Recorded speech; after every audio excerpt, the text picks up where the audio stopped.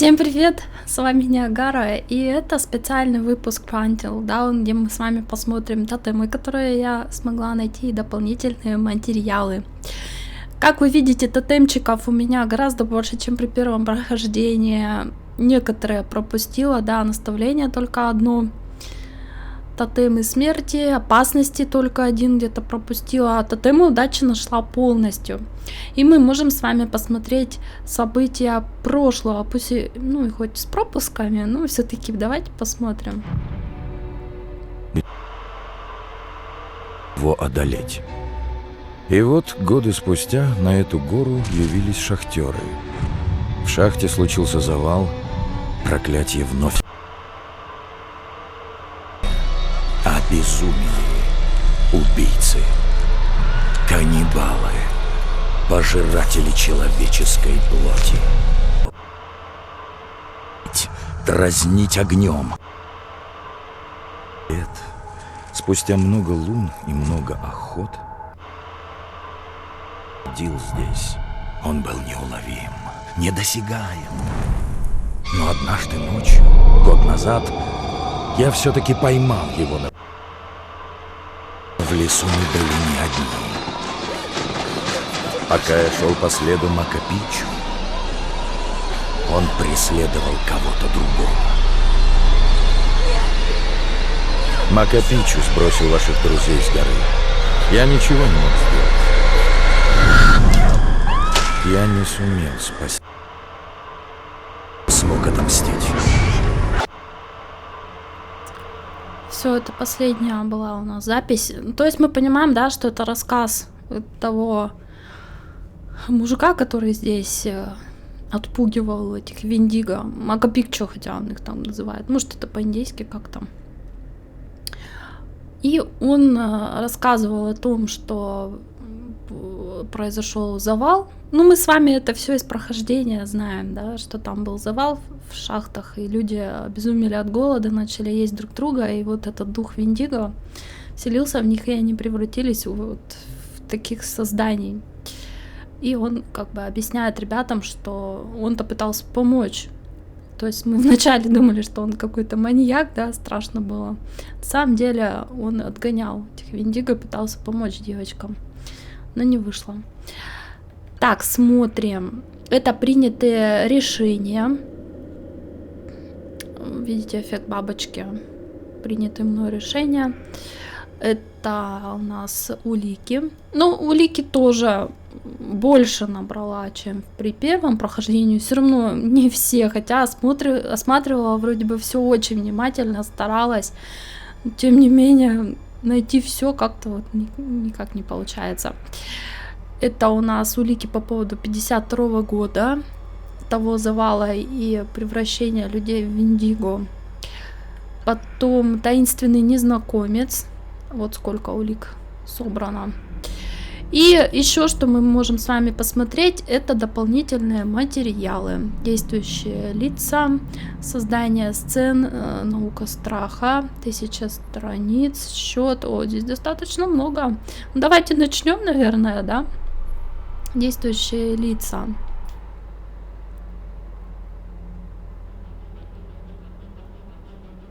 I am Hayden Panettiere, and we are here at the studio recording Until Dawn. My name is Rami Malek, and I played Josh. My name is Megan Martin. My name is Brett Dalton. My name is Antonella Lentini, and I played Hannah and Beth. My name is Jordan Fisher, and I play the character Matthew, Matt for short. I'm Nicole Bloom, and I play Emily in the game. My name is Noah Fleiss. I am Galadriel Steinman, and I play Ashley. So, Until Dawn is the story of 8 teenagers who revisit Сделаны нереально похоже, просто, ребята, обалдеть. really traumatic experience where I've lost 2 of my sisters, so coming to kind of get some closure in that respect. One of the things that Larry does really well is make these multi-layered characters, and I think for just the story in general, it follows the quintessential horror film plot lines, but the characters are so unique in themselves, and I think that's very cool. Oh, yeah, this was the right thing to do. What? Ну, тут будут отрывки, видимо, еще из игры вставлять. И интервью с актерами. Yeah, no, he definitely did. I haven't Криса, seen him so кстати, excited по-моему, не about показали, something да? forever. Или я что-то невнимательно смотрю, по-моему, его не показали. Sam and I have a few things in common, such as being huge lovers of animals. And she's a huge animal lover. She's vegan. She is a pacifist. I'm not quite sure if I'm gonna go as far as saying that I'm a pacifist, but she's spunky and cool. I know that she, I think, is made fun of a little bit by the rest of them who think that her morals and her beliefs in that area are a little ridiculous and they don't agree with them, but she doesn't care. It doesn't stop her from being Ну, тут с вами мы поподробнее узнаем о персонажах, да? Как сами актеры говорят о них. You know, he definitely can be depressed at some times and a bit of a loner, but he takes some solace in one of his sister's friends, Sam, played by Hayden Panettiere, and invites everybody back to the same house the next year to kind of find some closure. Jessica she has a whole lot of personality. She is definitely the sort of mean girl character that, you know, at school she knows she's pretty, she knows that boys like her, and she's gonna use it to her advantage. He's got a big heart, and you can tell. У Мэтта только длинные especially волосы, how he не treats как в игре. his girlfriend Emily, and you know, he's kind of a meathead, but in the best way possible. She really knows what she wants, and she manages to get that from whomever it is, whether it be Matt or Mike. You know, she's really driven, and I can definitely relate to that. My character Chris. is Chris, and he is what society might consider the nerd of the group. Ботаник. Ну, почему в игре решили очки ему одеть? Ashley she's a little more serious than some of the other girls. She's definitely very intelligent and thoughtful. She kind of looks at the whole big picture of things. She's not quite as geeky as Chris, but they connect in a lot of ways. Mike is like big guy on campus. He's the class president who has some charm and has brain, and I don't know, people seem to like Mike. He gets away with a lot though. He can be kind of jerky. The fact that he really just kind of wants everyone to be happy. I mean, he's a people pleaser, and it's I can definitely attest to being, you know, that guy. I'm always a friend. Каждый из них говорит, что очень похож на своего героя. That's definitely по характеру. But also, like, this character is just so fun. I rarely get to play the bitch, and so it was really fun to do that. The spirit of things, seriously, what's wrong with you? I'm just trying to lighten the mood, Em. Don't be like that. Like what?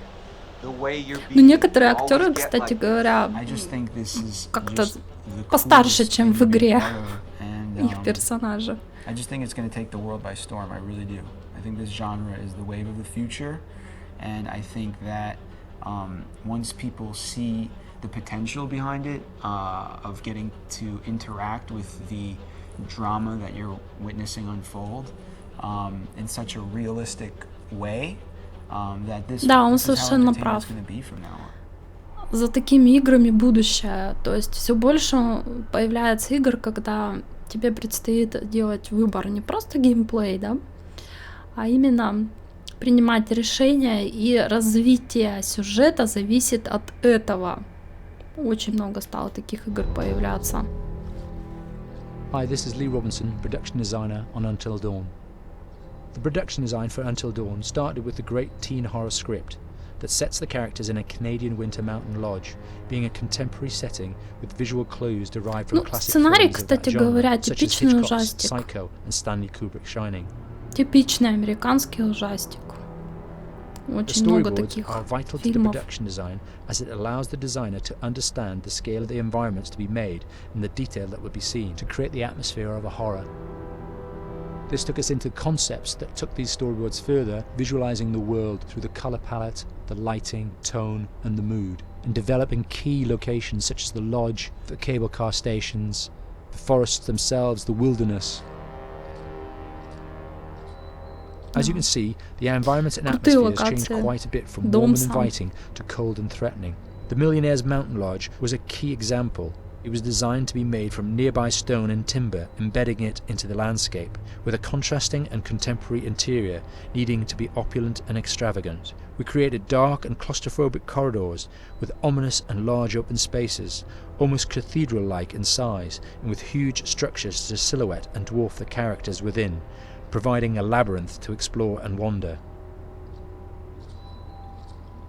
Each character was developed with a strong visual identity in mind, with contrasting colours, tones and silhouettes to identify them, each to have their own texture, pattern and shape, so that when they were lined up you could always identify them.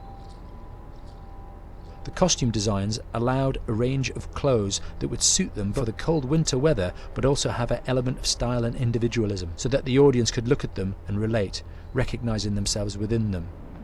A lady would like to cuddle up with her man by a nice cozy fire bathed in atmospheric mood lighting. Right. It'll get plenty toasty once we're rubbing against each other. Mike. Yeah. Fire and mood lighting.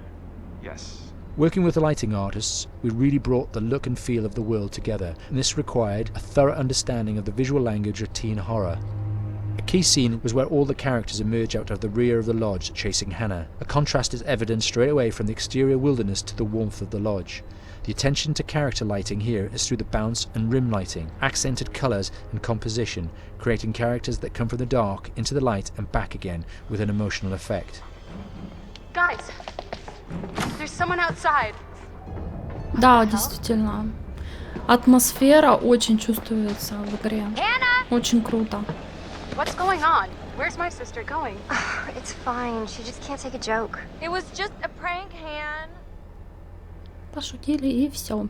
Наука страха, что ж там расскажут нам интересненького такого. Until Dawn is a game that's full of horror, and one of the things we decided to do early on was to take a scientific approach to how scary it was. So we did experiments on people and we measured their responses to the game. We've created a test area. It's as close to a home setup as we can get it. We've recruited ordinary people to play the game and we've left them to play it. Возьмите меня тестером, я тоже хочу тестить игры.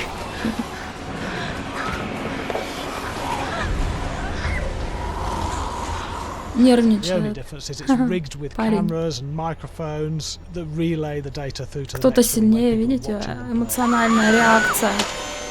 Bracelet here we use for biometric testing. It measures the player's emotional response. It's called a Galvanic response sensor. It makes contact with the user's skin and it measures the electrical conductivity across their skin. It's the same principle as an old-fashioned lie detector. When you're stressed, you sweat a little, very sensitive, and picks up tiny changes if the player is feeling anxious or scared. That data is fed back to the testing team. Comes through as a graph. Шоколадок у него дергается. О! Этот парень вообще псих. Да жуткие сцены, конечно. There's no point testing one or two people, you have to test a lot of people. Watch your step. When we have a scare that's consistently has a measurable emotional response, then we knew it was good. If it didn't have that, it goes back to the team for improvement. The data doesn't tell us. Проверяли, на самом ли деле их игра пугает. Прикольно. Девчонка жестко испугалась. Here we have a chapter relatively early in the game. Weirdly regular.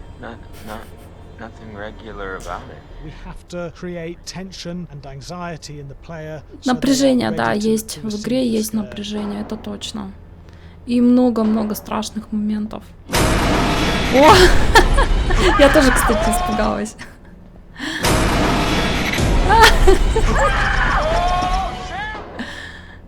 Девчонка с ногами залезла. Прикольно. Ну я, конечно, так не играла. Тем более я записывала игру. Но были моменты, прямо вздрагиваешь.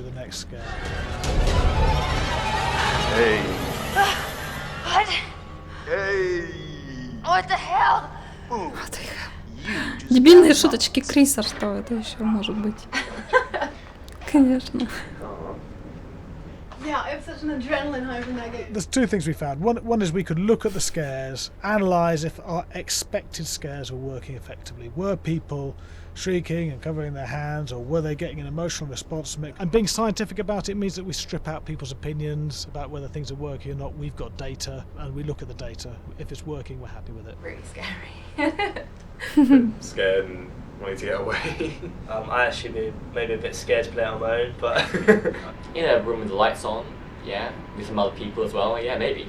But because I'm a scaredy cat, I would play with someone in the room. And the lights По одному боятся все. Играйте в темноте.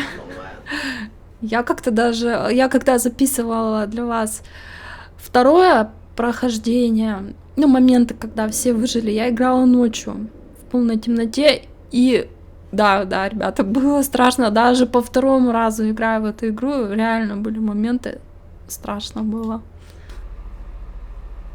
Hi, Larry.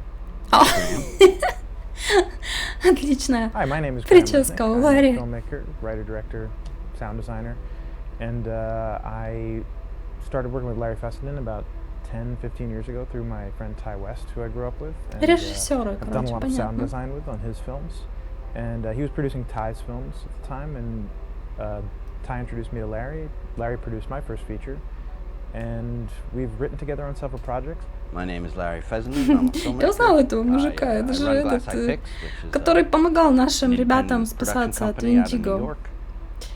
Взяли, в общем, внешность режиссера.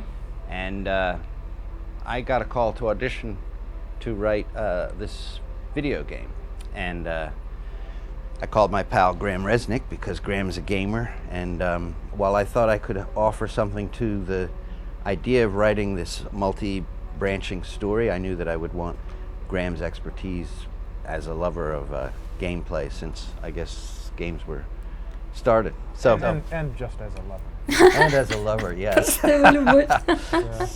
Just why there's so many sex jokes in the game. There was one Italian website that did say the Fessenden and Graham Resnick, the two lovers behind Until Dawn. Такие прикалываются друг над другом, нам нужна наша любовь. Но они хорошо сработались, у них хороший продукт получился. So I wanted Graham by my side. Yeah, and we got the gig, and it's been an amazing ride.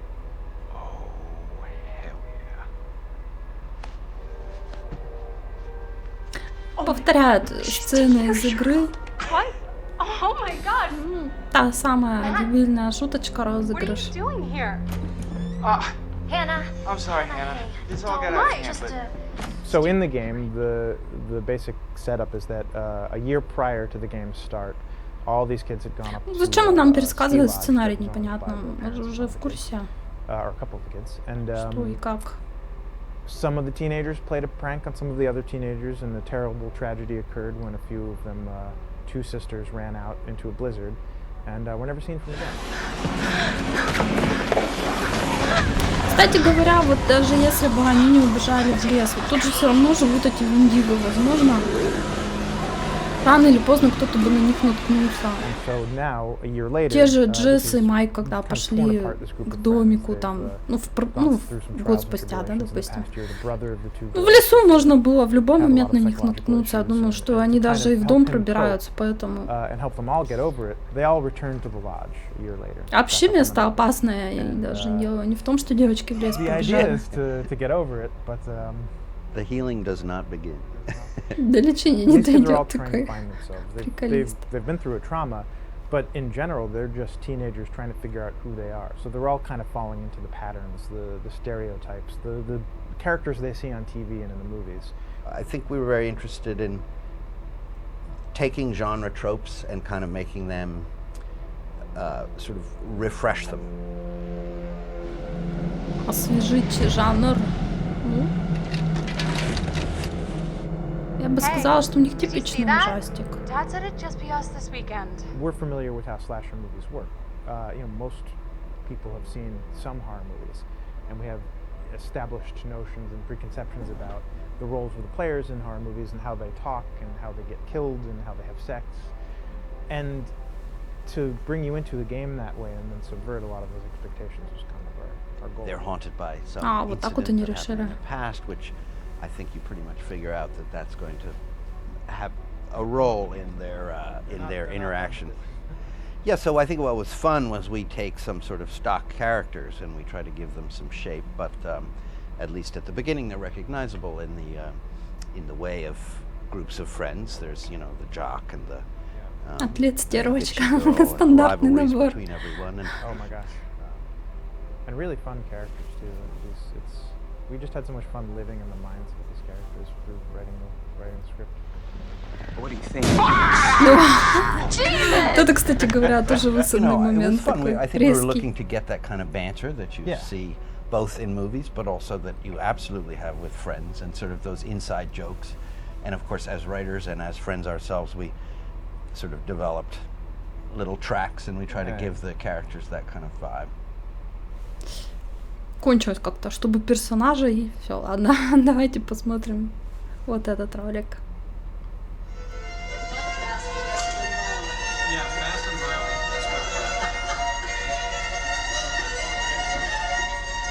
Как музыку писали, да? All right, from the top.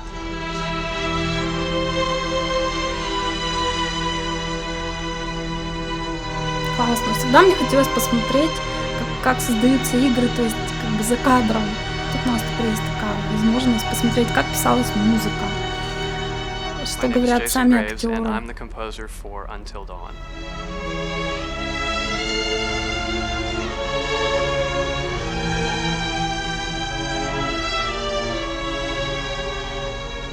I've been involved with Until Dawn for about a year now. Originally, I was contacted by Barney Pratt, the audio director. I think that had something to do with my lineage of horror games, and hopefully not the fact that my last name is Graves, although a lot of people seem to associate my name with scary music.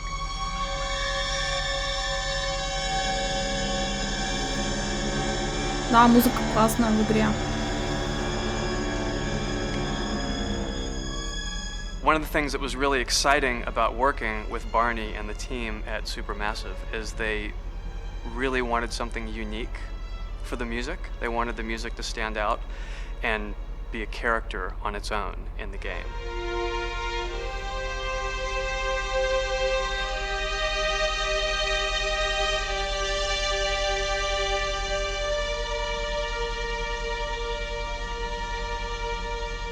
When I'm first starting on a new score, and it doesn't matter if it's film, television, or games, I always end up going to the main theme.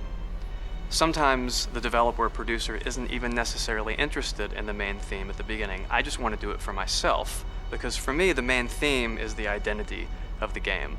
It establishes the mood, the atmosphere, and the character of the music, and how it's going to be playing in the background. And that's what we did with Until Dawn. That was actually my demo pitch to Supermassive Games. I put a main theme together, recorded all the instruments at my studio, and sent it to them. And they liked it. We actually ended up recording that exact theme, all the instruments and everything, live here at Ocean Way, probably 9 months ago. And that's what we've been using in all the demos for the game, and that's the final version of the theme that is the main theme that you'll hear on the menus and in some key pieces of gameplay. Круто. Я вообще не представляю, как можно сочинять музыку. Здорово.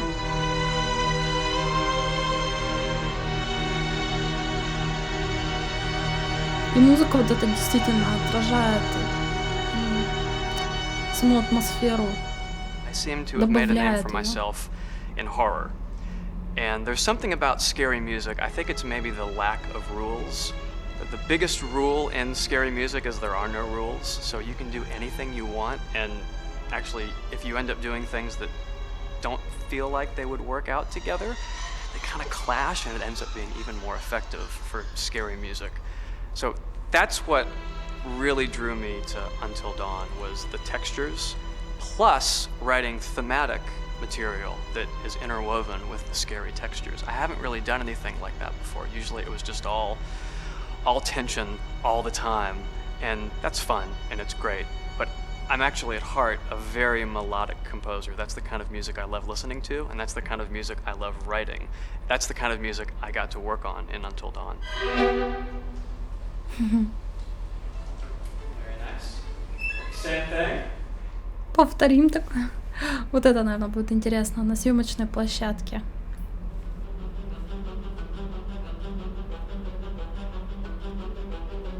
My name is Will Biles, Executive Creative Director of Until Dawn.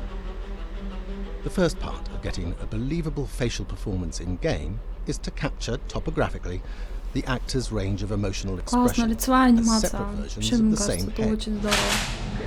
Every tiny nuance gets digitized and merged, effectively creating a model that can recreate every facial movement that the actor makes. Once the topography has been recorded, the actor's performance itself can be captured by using a predetermined set of marker points drawn precisely on the face and a high-def helmet cam, wirelessly linked to capture devices. The camera is the small box where it looks like the microphone should be. Outro Sam. Mark. It records in high def the movement of the dots throughout the performance that will drive the expressions captured earlier. Unlike other systems, this form of capture is far less lossy because there are fewer interpretations between performance captured and performance rendered finally in-game. The audio is also recorded via two separate lavalier mics attached to the helmet. It takes a while for the actors to acclimatize to carrying around the recording devices and the helmet cams, but very soon the shoot becomes similar to any other effects shoot or a green screen shoot. The actors in these scenes are only recording facial animation, but use cursory body movements for pacing. Wait, and maybe we should all stick together and find everybody and make sure that we're all okay, so... 1-1, the year before the prank. Take 2, Mark. Other than the other actors, they have to use their imagination for everything and everywhere that they are supposed to be seeing and feeling. Idiot. So dumb. From a hot midday studio in Los Angeles to a freezing midnight mountain in British Columbia. Я вообще не представляю, как сложно, наверное, да? Не видя ничего перед собой, представлять то, что происходит, и отыгрывать эмоции. Невероятно. Так, вторая часть. Тут еще немножко осталось. Вообще материалы очень любопытные. Because Until Dawn has a dynamic, ever-changing story, the facial performances and the body performances are recorded separately. Отдачу имитировали.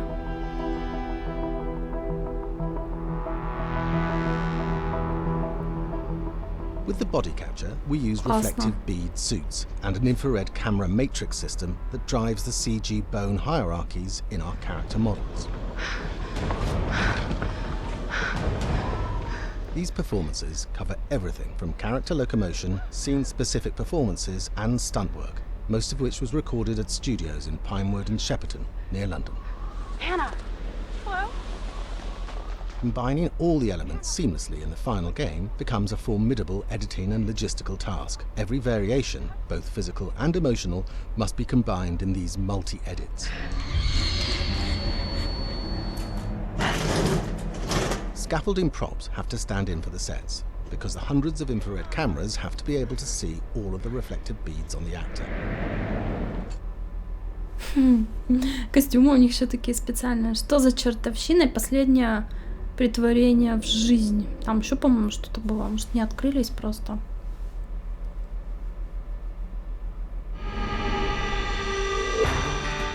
Что у них тут за чертовщина? Ну-ка, расскажите. America's Northwoods border region. Within this land of 10,000 lakes and miles of dense timber, a hideous creature is believed to lurk. А, The легенда. Northwoods is probably one of the last frontiers in America. There's still a lot of places in this area that hasn't been set foot by man. Monsters and mysteries exist here because it is remote. Ну, как-то ведь они о нем узнали, значит, уже побывали там люди. In times of biting cold and isolation, a devouring monster is believed to come forth. It's terrorized native people for generations. Growing up, I was told, like, don't go outside, the Wendigo will get you. Вот сама легенда о Виндиго. Вдохновились, наверное, режиссеры Among the этим. traditions of the northern Algonquin tribes is the Wendigo, a monster that can seize hold of a person to carry out its hunger for human flesh. Many Native Americans fear even talking about this Wendigo, and even the mention of the name will let the Wendigo find out where you are, and it will open you up to be possessed by this Wendigo. The most famous case of a Wendigo possession took place in 1879. In the deep woods outside of Edmonton, Alberta. Swift Runner, a Cree Indian, was a trapper and a guide. He had left town the previous autumn with his wife, 6 children, and his mother. But when Swift Runner returned in spring, he was alone. Swift Runner came into a nearby village telling this heartbreaking tale. I had to watch them starve to death. Of his family being killed by starvation, and that he was the only survivor. My whole family gone. It wasn't hard to understand a family falling victim to a brutal winter. То, что все погибли, но он Yet something вернулся. was suspicious about Swift Runner. He was a strapping man, and he came into town weighing over 200 pounds. It didn't look like somebody who had just weathered a terrible winter. He wasn't malnourished, didn't look like he was starving. He looked healthier than ever. After a few nights, it became clear that something was wrong. He started having night terrors, screaming in his sleep. I am the Wendigo. Villagers alerted the police. Вот интересно, такие легенды, это правда Swift или Runner нет? actually guided them back to his winter cabin. Дом в лесу. When they got there, that's when they saw the true horror.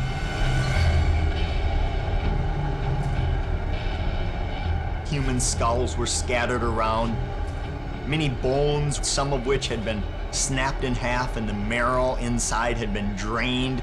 They had never seen anything like it. Swift Runner had killed his entire family, shooting them, hitting them with an axe, strangling, and then eating most of their bodies. Ужас. Но он не выглядел как Виндиго, заметьте.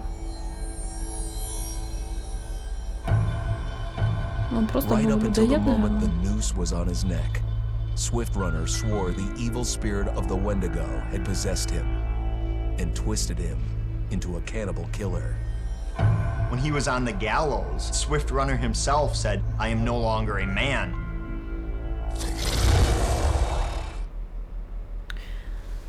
Ужасти какие. Так, претворение в жизнь. Последняя, да, давайте посмотрим, да. Дальше там все закрыто. Ну, эта легенда, возможно, и была правда, потому что как каннибал просто. Бывают же каннибалы. Наш режиссер. You should never have returned. I don't know why you did after what happened last year. You mean with Hannah and Beth? Yeah, how could you know without being involved? I don't take kindly to you kids coming up here to my mountain. Your mountain. The mountain don't belong to me, it's true. But it don't Это очередной belong to момент the из игры. Washingtons. This mountain belongs to the Wendigo. Hi, this is Lee Robinson, production designer at Supermassive Games. Understanding the ancient myths of the Wendigo was key for their development that helped the visual look. Through sketches and concepts, these elements were visualized, such as eyes being milky, almost dead, with loss of lips and eyelids due to frostbite, fangs growing and arms and legs getting longer, with skin hardening and thickening to look snarling and menacing, yet withered and lean. The hell was that? Да, Виндиго реально жуткие. Очень страшные.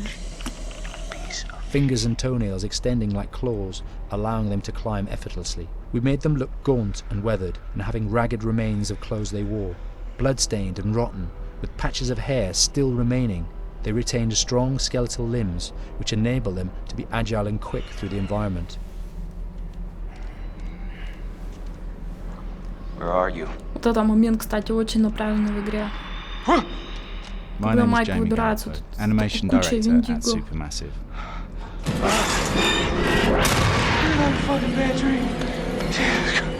The overall direction on the creature was to be very strong, to be extremely fast. We wanted a spider-like movement to the creature. 1 minute scampering to leaping and then crawling, almost instantaneous. And finally, we wanted the creature to have this real, uncontrollable thirst for flesh. From a sound design perspective, the Wendigo is a real challenge. For the main vocalizations of the Wendigo, we used our own vocalizations, various different animals from the exotic to the farmyard, various plugins and processes to gel these sounds together and keep a human resonance behind that voice, telling the backstory of the Wendigo.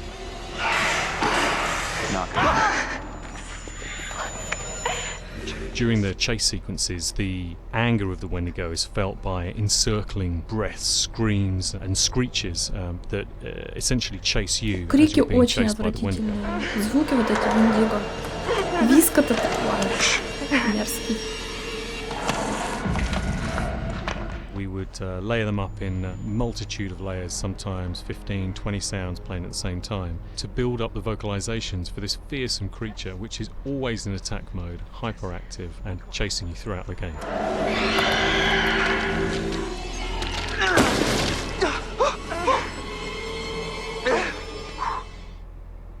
Все, дорогие мои, мы посмотрели все, что еще оставалось в этой игре. И надеюсь, что вы теперь довольны. Я тоже довольна, что я все это увидела. Увидимся на моем канале. Всем пока!